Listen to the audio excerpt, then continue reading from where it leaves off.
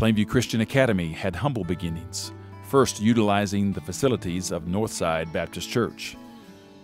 The school quickly began outgrowing the church, and in 1989, they purchased the land and racquetball building where the school is currently located.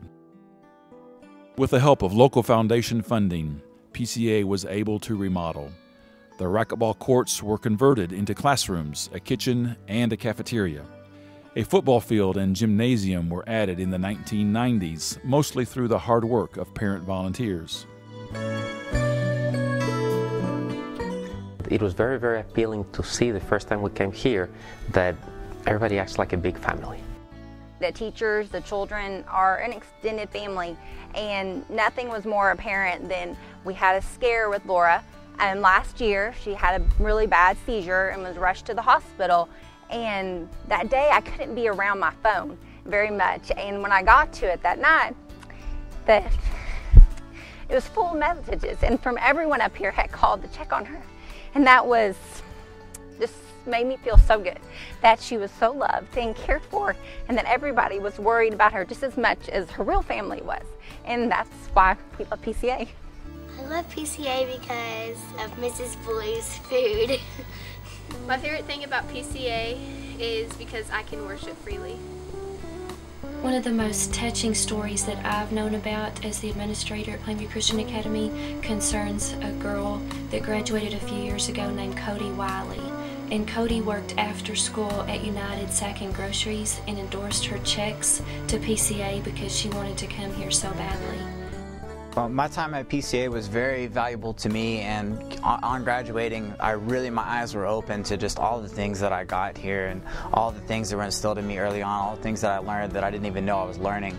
So pretty shortly after I graduated, I realized that, hey, I need to help other people to get what I had.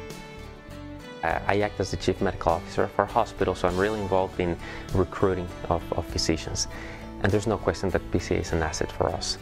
One of the things we looked at as parents of a 14-year-old boy that was going into high school is good school districts. We wanted quality education. That was a very key point, because as a physician I can work in a lot of different areas in this country and in the state of Texas. The community is a very nice community, but the school district is a key for somebody that's entering high school career and with college goals in mind. Not receiving any government funding or tax dollars, and maintaining one of the lowest tuition rates in the state, PCA has always been a volunteer effort with parents and local supporters stepping up and sacrificing so the next generation will have affordable Christian education in a safe and God-honoring environment. One of the concerns we have at PCA right now is space. We're limited. Our classes are growing. My son and daughter in two of the largest classes. They've reached their maximum. We've added portable buildings outside, but we need more space.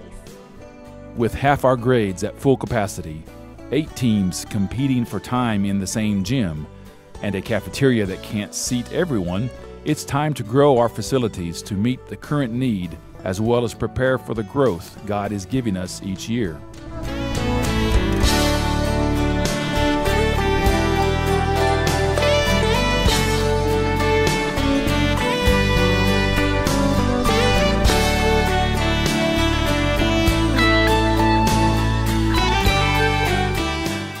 I think it's important that we pay it forward, because every child should get the opportunity that our kids have had.